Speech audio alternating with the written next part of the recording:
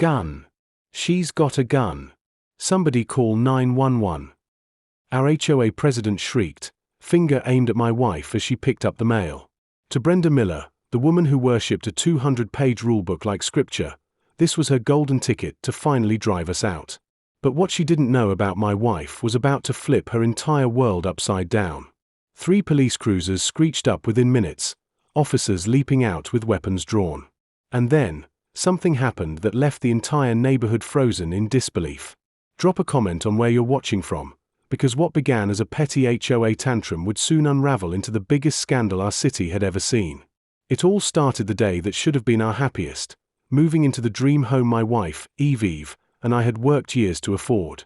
We thought we'd found our slice of paradise. But the moment we pulled into Maple Grove Estates, I felt it. Something was off. Every house looked cloned.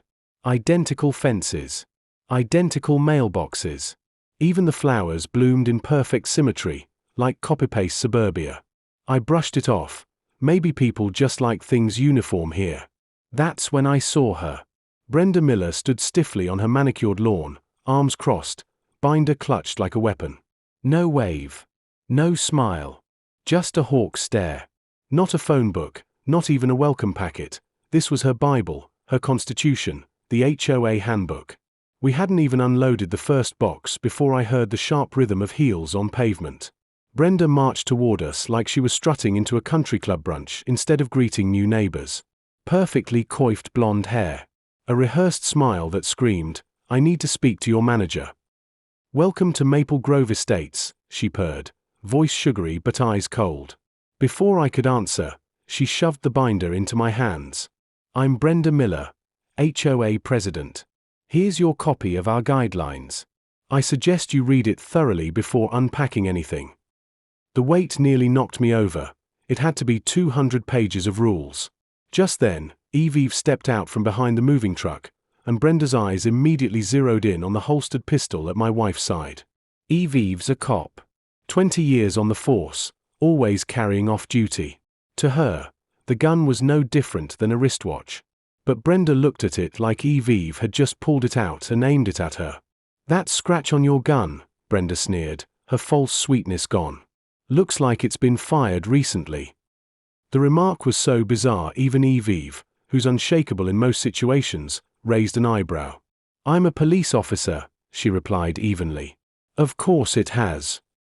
Brenda hummed in her throat, narrowing her eyes. "Oh, police. Interesting. I've dealt with cops before. 20 years in this neighborhood teaches you things." The way she said it sent a chill down my spine. She then spent 30 excruciating minutes walking us through what she called the essentials. Grass no higher than 2 inches. Garden hoses permitted only in black or green. Fence heights strictly regulated. She even whipped out a tape measure from her purse and checked our fence on the spot, frowning. "This might be a problem. We'll discuss later." While she droned, I noticed a middle-aged man peering at us from his window. He caught my eye and gave the slightest shake of his head, almost like a warning. Brenda spotted him instantly, her wave overly cheerful. "Oh, that's Bob. One of our most compliant residents, aren't you, Bob?" He vanished behind the curtains like he'd been caught misbehaving. Before strutting away, Brenda rattled off a dozen violations from our moving truck alone. Apparently, our cardboard boxes were eyesores, our moving blankets the wrong shade of blue, and don't even ask what she thought about the pizza delivery guy who brought food for our movers. "Fast food lowers property values," she sniffed. Over her shoulder, heels clicking away, she called, "I'll send you some approved contractors for that fence. We have safety standards to uphold."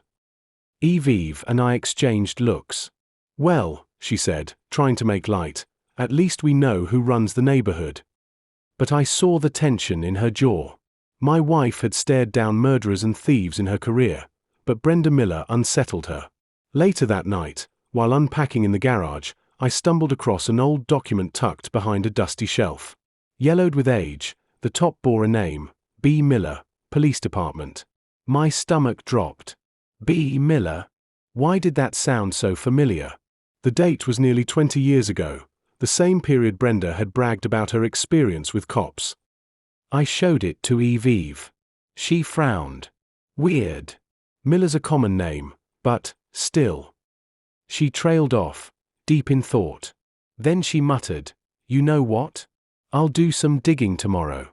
Something about that woman doesn't sit right with me." That night, lying in our new home, I couldn't shake it. This wasn't just about fences, or mailboxes, or petty HOA rules. We had stepped into something far bigger than a neighborhood dispute. Asterisk, can you guess who B. Miller really is? Because what I discovered next made my blood turn to ice. By day 3, I was handed the most expensive bill of my life.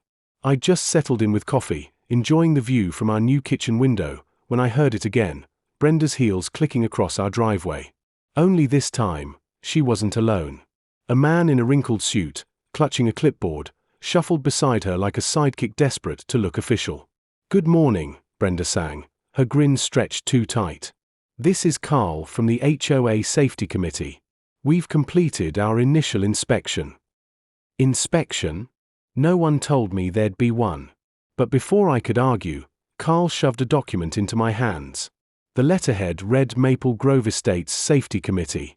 It looked official enough, until my eyes caught the Gmail address at the bottom. As I skimmed, my stomach dropped. Multiple safety violations. The biggest. Our fence.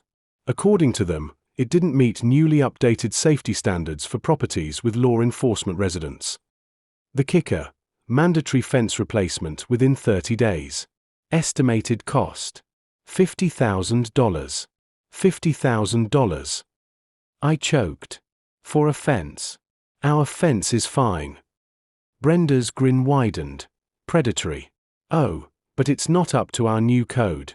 You see, when we learned a police officer would be living here, we had to update our requirements. It's for everyone's safety. She produced a glossy brochure from her purse with rehearsed ease. Fortunately, we have a pre-approved contractor, Secure Home Solutions. They're the only company certified to work in our neighborhood. Her delivery was too smooth, like a script she'd recited 100 times. Carl bobbed his head beside her, but I noticed the way his eyes flicked toward Brenda, waiting for approval like a trained dog. "And if we don't use them?" I asked. Her smile faltered, just for a moment, before snapping back into place. "Well, that would be inadvisable. Other contractors would need months for approval. In the meantime, you'd face fines of $500 per day for non-compliance." The message was clear: play along or bleed money. After they left, I caught Bob watering his plants. He glanced around nervously before muttering, "Just pay it. Trust me. The Johnsons fought back last year. Ended up selling their house." Then he hurried inside. But I wasn't the Johnsons. And I sure as hell wasn't going to bow to a suburban dictator. That afternoon, I sat down at my computer and dug into Secure Home Solutions. At first glance, the website looked polished. Too polished. Every testimonial came from Maple Grove residents, and everyone sounded like it had been copied from the same script. Then I found it, the business registration. The owner's name? L. Hannity. Didn't mean much at first. So I kept digging, social media, property records, anything. And then, jackpot. An old wedding announcement from 5 years ago. Brenda Hannity marries Donald Miller. My pulse spiked. Hannity. L. Hannity. A deeper search confirmed it. Secure Home Solutions was owned by Laura Hannity. The listed business address? A property belonging to Brenda Miller. She wasn't just enforcing HOA rules, she was funneling residents into a scam, using her maiden name as cover. When Eve came home, I laid everything out. Her face grew darker with each page. "This is fraud," she muttered. "She's weaponizing the HOA to funnel money into her own shell company." I expected Eve to storm into action. But instead, she leaned back, studying me with an expression I'd never seen before. "You want to fight back?" she asked quietly. "Fine. But if we do it my way." Her voice was steady, her eyes sharp. "What do you mean, your way?" I asked. Her smile wasn't the kind you wear when you're happy, it was the kind you wear when you're about to go to war. We document everything. Every threat, every lie, every forged paper. We build a case so airtight that when it drops, she won't even see it coming. But first, she paused. We play along. Let her think she's winning. I stared at her, suddenly seeing the cop in my wife more than ever. This wasn't about fences anymore. This was about justice. There's more, Eve added, pulling out her phone. I followed up on that B. Miller lead. 20 years ago, there was a civilian assistant at the police department. Fired for tampering with evidence. Guess her first name. My throat went dry. Brenda. Eve nodded. Our HOA president has a history, and I think we've only uncovered the surface. She looked at me again, her expression a strange mix of determination and something else I couldn't quite read. What exactly was my wife planning? I didn't know then. But by day 5, Brenda would find out I'd been recording her, through the sound of her own laugh echoing in one of my files. And that's when things really began to unravel. I'd been using my phone to record our run-ins with Brenda, just simple voice memos to keep our documentation straight. What I didn't realize was that one of those recordings had accidentally picked up her distinctive cackle in the background, a laugh so unique it could only belong to her. That sound would come back to haunt her in ways none of us expected. The day began with Brenda making her move online. Bob had quietly slipped me into a private neighborhood social media group the night before, warning me to see for myself. Sure enough, Brenda's latest post was at the top, concerns about new neighbors. It was a masterclass in passive-aggressive warfare, paragraphs about how she'd tried to be welcoming but had been met with hostility and suspicious behavior. That was just the opening shot. By noon, my phone was blowing up. Friends, family, even old co-workers were texting me the same thing. Dude, is this your neighbor? Each message came with the same link. My stomach dropped when I clicked it. Brenda was live streaming. And she was good. She had her house framed perfectly behind her, voice trembling as if she were the picture of a concerned suburban mom. I didn't want to go public, she said, eyes glistening. But I'm scared. My new neighbor has been secretly recording me. I found out because I heard my own voice on one of his recordings. And his wife, she's a police officer who carries a gun everywhere. I feel like I'm being intimidated in my own neighborhood. The comments came fast and furious. That's harassment. Cops think they're above the law. Stay safe, Brenda. Within minutes, her audience exploded. Thousands of viewers, then tens of thousands. She never outright lied, but she twisted just enough of the truth to paint us as villains. Yes, I'd recorded her, but not in secret. I'd been standing right there. Yes, Eve carried a gun, but she was a cop. But context doesn't matter when you're playing to an audience hungry for outrage. The view counter soared past 10,000. Then 20,000. Then 50,000 in just 2 hours. Comments became a mob. People started posting our names, our jobs, our social media accounts. Police corruption. Abuse of power. Bob appeared at my back door, pale and shaking. Last year, the Johnsons. This is exactly what she did to them. The online mob got so bad they had to sell their house, he whispered. She knows exactly how to break people. But Bob didn't know my wife. While I panicked over Brenda's livestream, Eve was calmly on the phone, making quiet calls. Don't worry, she told me, almost serene. Let her dig her own grave. That evening, her phone rang. It was her supervisor. Complaints had poured in, dozens of them, accusing a police officer of harassing a civilian.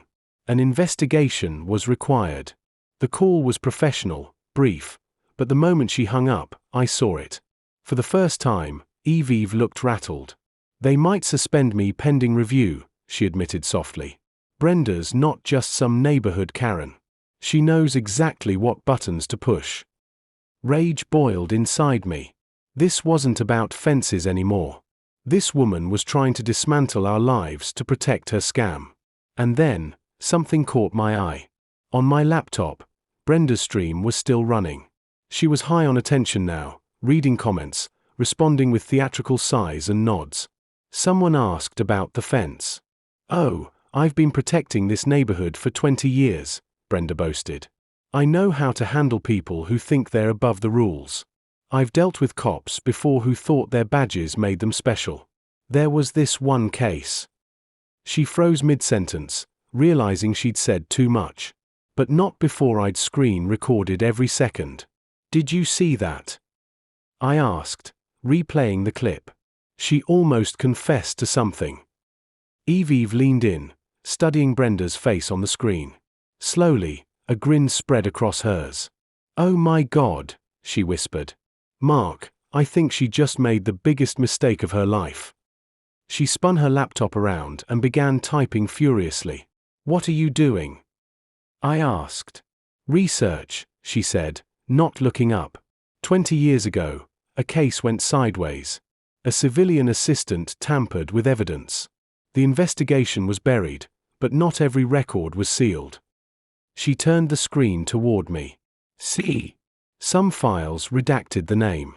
But not all of them." Her voice was steady, electric. Brenda Miller left a trail. And she just linked herself to it on camera. But what sealed her fate was yet to come. Day 7. 3:47 p.m.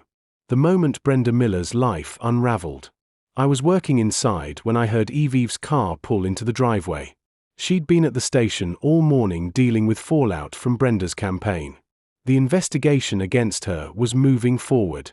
She looked exhausted, dressed in civilian clothes, her service weapon still holstered at her side. As she bent to pick up the mail, her jacket shifted, revealing the gun.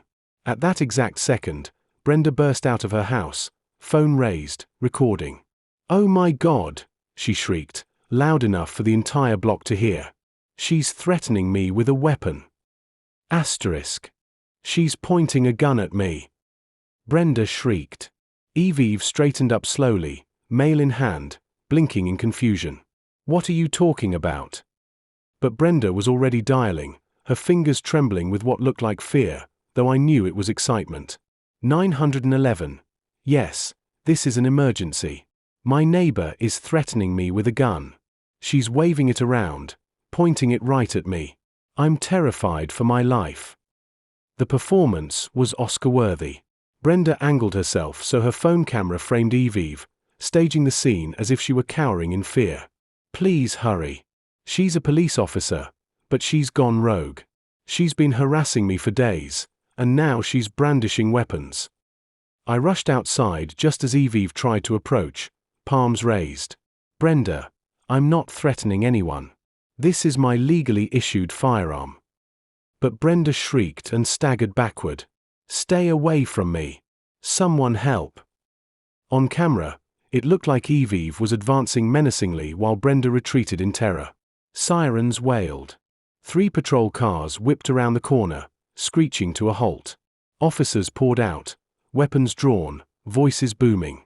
"Drop the weapon. Hands where we can see them. Drop it now." The lead officer was young, likely a rookie, his pistol trembling in his grip. Eve froze, her face calm though ringed with red laser sights. She lifted her hands slowly. "I'm a police officer," she said evenly. "My badge is in my back pocket. I'm going to move very slowly and show you." "Don't move," the rookie barked, panicked. "Drop the weapon first." The air was electric. Neighbors had spilled into the street, phones recording. Brenda stayed perfectly positioned, keeping her victim act alive. "Thank God you're here," she wailed. "She's been terrorizing me." That's when Officer Dave Brennan arrived. A 25-year veteran, steady where the rookies were frantic. He took one look and barked, "Everyone stand down." He shoved past the younger cops. "What the hell are you doing?" He approached Eve carefully but without fear. I need to see your badge." Eve slowly retrieved it and handed it over. Dave glanced at it, and his face drained of color. "Oh, hell," he muttered, then raised his voice. "Stand down, now. This is Chief Reed, the Chief of Police." The change was instant. Weapons lowered. Aggression melted into horror. The rookie who had been screaming looked ready to faint. "Chief Reed," he stammered. But we got a call. Dave rounded on Brenda with a glare that could melt steel. Did you just report the chief of police as threatening you? The chief who started last month, our new boss. The cameras kept rolling. Dozens of them. Brenda's face twisted through shock, confusion, disbelief, then settled into calculation. She smiled. Not a kind smile, but sharp, predatory. So you're the new boss, she said, her voice cutting through the silence. Perfect. Using your position to intimidate civilians. Officers, you all saw her advancing on me. This is the abuse of power I've been documenting. She turned theatrically to the crowd. You saw it, didn't you? Your new chief threatening me, then hiding behind her badge. Is this the kind of law enforcement you want? The crowd murmured. Some lowered their phones, others kept filming, sensing the drama was far from over. Dave stepped forward. Making a false 911 call is a crime. You reported someone waving a gun when Chief Reed was retrieving her mail, legally armed. But Brenda was ready. I felt threatened, she insisted. She's harassed me for days, and when I saw that gun, I feared for my life. Are you saying citizens can't call when they feel unsafe? She was good, turning even a false report into another attack. But she'd miscalculated. She expected Eve to lash out, get angry, or pull rank. Instead, Eve smiled. Officer Brennan, Eve said calmly, please take Mrs. Miller's statement. Document everything, her call, her claims, every witness account. I want this handled strictly by the book. Then she turned to the crowd. Anyone with video, please provide it to the officers. We want complete transparency. Finally, she looked Brenda dead in the eye. I understand you feel threatened, Mrs. Miller. That's why we're going to document every detail, every word, every action, every piece of evidence, so the truth is crystal clear. Brenda's smile flickered. This wasn't her script. As officers collected statements and video, Brenda reached for her ace card. She faced her own camera, still live. You all saw it, right? The chief just threatened me, and now she's covering it up with her badge. Well, I know exactly what to do. This isn't over, not by a long shot. And disturbingly, it almost worked. Day 8. For the first time in 20 years on the force, my wife cried. The suspension came that morning, cold and impersonal, via email. Pending investigation into conduct unbecoming an officer. 7 days forced leave while they reviewed the incident, and the hundreds of complaints Brenda's followers had filed. Eve sat at our kitchen table, staring at the screen. Her usual iron composure cracked. She didn't sob or wail, just silent tears slipping down her cheeks. 20 years, she whispered. 20 years of spotless service, and some suburban con artist might end it all. I had never seen her like that. She'd stared down gang members, been threatened by drug dealers, even had guns pointed at her, and never once did I see her flinch. But this attack wasn't about bullets or fists. It was on her integrity, her reputation, and that hit deeper than any weapon could. The doorbell rang, cutting through the silence. Through the peephole, I spotted 3 neighbors waiting uneasily on the porch. I recognized them. They had been filming yesterday's chaos. We wanted to show you something, the woman in front said once I opened the door. She held out her phone. Some of us have been keeping records of our own. What they revealed made my blood boil. Video after video spanning years, Brenda pulling the same tricks on different neighbors. Footage of sudden fines, forced contractors, a cycle of intimidation. The Johnsons hadn't been the first. My brother lived here 5 years ago, one man added. She bled him dry with fake violations until he had to sell. That's when I started recording. Together, they had built a secret archive of Brenda's reign of terror. But the last video froze me in place. It showed Brenda at a community meeting 3 years ago, discussing security upgrades. She casually referenced her knowledge of police procedure and, there it was again, that 20-year-old Miller case. The Miller case? I asked. The neighbors exchanged uneasy glances. Rumors, the woman admitted. Evidence vanished in a big case. No proof of who did it. But right after, Brenda's husband suddenly bought 3 rental properties. When they left, I found Eve still in bed, pale and restless from suspension. "Look," I said, showing her the videos. She mentioned the Miller case herself, 3 years ago. Eve's detective instincts lit up instantly. "I need those old files," she muttered. "But suspended, I can't touch them." Then she surprised me. We confront her. Face to face. No cameras. No audience. An hour later, we stood at Brenda's doorstep. Her plastic smile slipped when she saw Eve. "Chief Reed, or should I say former Chief Reed," she said with venom. "Such a shame when power goes to someone's head." Eve stepped forward, voice calm but sharp as steel. "You know who I am. And I know who you are, Brenda Hannity, assistant to Detective Donald Miller. Case number 1847. The color drained from Brenda's cheeks. "I don't know what you're talking about," she stammered. 20 years ago, an innocent man went to prison because evidence vanished," Eve pressed. "You were the assistant who handled that evidence. Never charged, but fired. And suddenly, your boyfriend had money for real estate." Brenda gripped the frame, voice trembling. "You can't prove anything. That case is closed." "Is it?" Eve shot back. "Because if anyone dug deeper, they'd find connections, city officials who've shielded you for years. People with reasons to bury the truth." For a split second, the suburban mask shattered. A dangerous glint replaced the fake housewife act. "You don't know what you're stepping into," she hissed. "Important people buried that case. I've ended cops before." She caught herself, tried to recover. "I mean, I've seen officers lose their jobs for overreach." A cold smile. "Prove it, Chief." "Oh, wait. You're suspended. You'll be lucky to work more security." She slammed the door. Back home, I was livid. But Eve paced with renewed fire. She practically confessed. And she mentioned important people. This runs deeper than her. I pulled out the old document we'd found.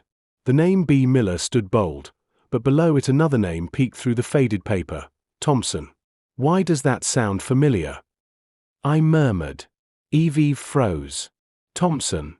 Oh my God, Mark, that's the mayor. He was the prosecutor 20 years ago. He worked that case." My stomach twisted. But beneath a coffee stain was another faint name.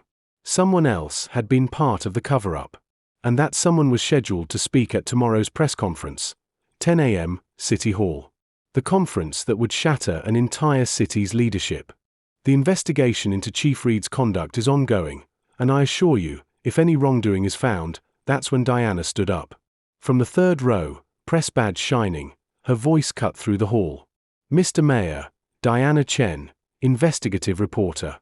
I have a question for you and Mrs. Miller." The mayor's smile faltered. "Of course, though we should stay focused on the current matter." Diana's tone sharpened. "Oh, this is very much the current matter. Mrs. Miller, can you explain your connection to evidence tampering in case number 1847, 20 years ago?" The silence was absolute.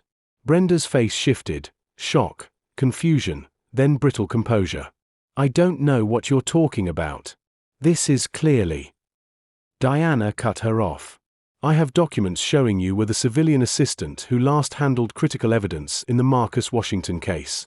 Evidence that vanished, forcing an innocent man to spend 15 years in prison. Mr. Mayor, as the prosecutor on that case, care to explain how evidence disappeared under your watch?" Every camera swung between the mayor, Brenda, and Diana. Thompson's face drained from red to pale. That case was investigated thoroughly. No wrongdoing was. "Really?" Diana snapped open a folder. "Because I have a sworn affidavit from retired Detective Raymond Burke, who says he was pressured to drop his inquiry into that missing evidence. He names both you and Mrs. Miller, then Brenda Hannity, as persons of interest who were never properly investigated." The room erupted. Shouts, flashes, chaos.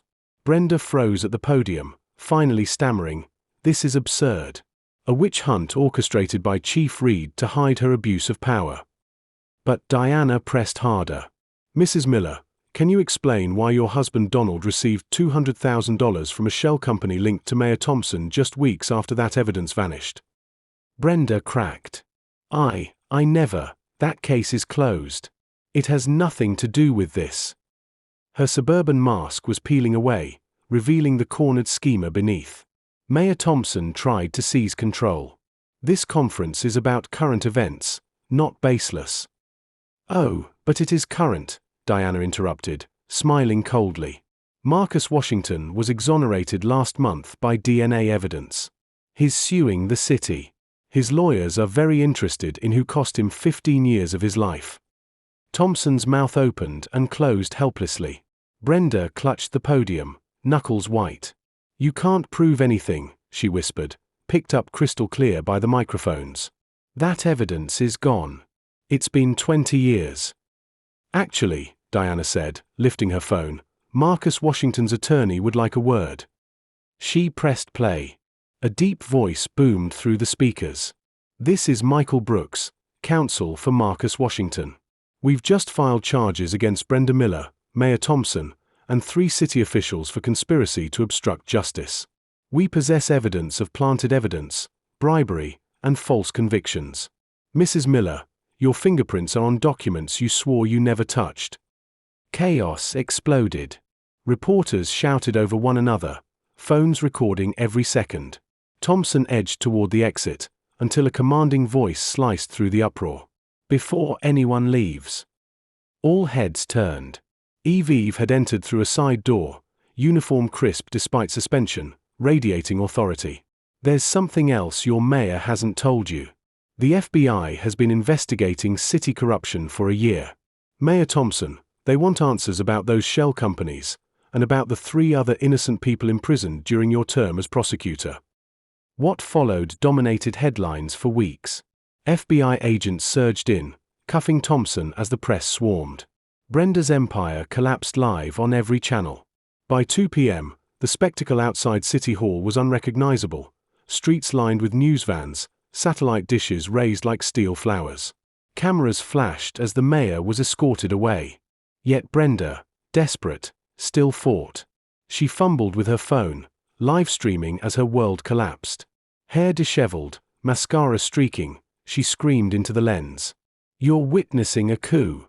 Chief Reed is staging a takeover. She's silencing anyone who dares oppose her. The phone shook as she swung it across the chaos, painting herself as a victim one last time. But her audience had turned. I glimpsed the comment feed on a reporter's laptop. Where once her followers filled the screen with hearts, now there was only fury. You stole evidence. Innocent people rotted in prison. 20 years of lies. The very platform she'd weaponized had betrayed her. Some viewers began posting screenshots of breaking news articles covering the scandal. Others dug up old photographs, identifying Brenda in police department files from 2 decades earlier. One comment cut through the chaos. My uncle was Marcus Washington.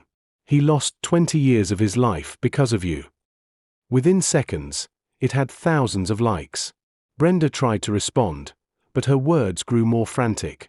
You don't understand. I was protecting the community. I was maintaining standards, property values, safety. Each excuse only buried her deeper. The viewer count climbed, but this time people weren't watching to support her, they were watching her collapse. Officer Dave Brennan and another cop approached, handcuffs in hand. The crowd parted, phones raised high to record history in the making. Brenda Miller, you're under arrest for obstruction of justice, evidence tampering, and conspiracy to commit fraud, Dave announced. More charges will follow, but these are enough for now. And then Brenda said the words that would go viral, turned into endless memes, replayed over and over online. I'm the HOA president. You can't do this. I run this neighborhood. She screamed it even as they cuffed her, still live streaming to thousands of viewers. I protect this neighborhood. I kept property values up. Without me, everything will fall apart. Her voice cracked, her image as the composed suburban matriarch dissolving into a full-blown meltdown. The tyrant who ruled for 20 years was now broadcasting her own downfall. That's when Bob, quiet, overlooked Bob, the man who'd warned me on my first day, finally spoke. Pushing through the crowd, his voice trembled at first but grew stronger. No. You were the president. Past tense. And you didn't protect us, you extorted us. All eyes turned to him. Years of fear melted into solidarity. He kept going. She forced the Johnsons to sell their house. She drove the Petersons into bankruptcy. She stole hundreds of thousands from us through her fake companies. We were too afraid to speak, but not anymore. It was like a dam breaking. Neighbors stepped forward, sharing their own stories. Margaret Tompkins, once Brenda's online supporter, admitted, "She threatened to bankrupt me if I didn't defend her publicly. I never wanted to." An elderly man spoke next. "She made me replace my roof 3 times in 5 years with her contractor. It cost me my retirement." One by one, victims found their voices. By evening, an emergency HOA meeting was underway. The community center overflowed with residents, people standing in aisles and spilling into the parking lot. Speakers were set up so everyone could hear. Technically, the meeting was illegal, only the president could call one. But Brenda was otherwise occupied at the county jail. Bob, chosen as temporary leader by default, stood at the podium where Brenda once ruled. "First order of business," he said, steadying his voice. "Motion to remove Brenda Miller as HOA president, effective immediately." 500 hands rose at once. 500 voices shouted aye. The sound was thunderous. "Second order of business," Bob continued, more confident now. "Motion to dissolve all HOA regulations enacted in the past 10 years." Nearly unanimous approval. Only 2 dissenters remained from Brenda's inner circle, but the glares of the crowd silenced them. The celebration that followed was unlike anything I'd ever seen. 20 years of bottled-up anger released as joy. People hugged strangers, tears streaking down their faces. Someone brought out the HOA rulebook, 200 pages of Brenda's tyranny, kept in a glass case like some twisted constitution. They lit a bonfire in the community center fire pit. Against a dozen of Brenda's own rules, but no one cared anymore. Bob, the man once too timid to meet anyone's eye, raised the book high. 20 years of fear. No more. He dropped the match. The crowd roared as the pages turned to ash. Violation notices, fine letters, threatening memos, all tossed into the flames. A cleansing ritual. A neighborhood exorcising 2 decades of oppression. 3 months later, the change was unmistakable. Without Brenda's iron grip, the neighborhood finally became what it was meant to be, a community. People painted their doors any color they pleased. Bob painted his front door a brilliant purple, a shade that would have given Brenda an aneurysm. Gardens now bloom with individuality instead of forced uniformity.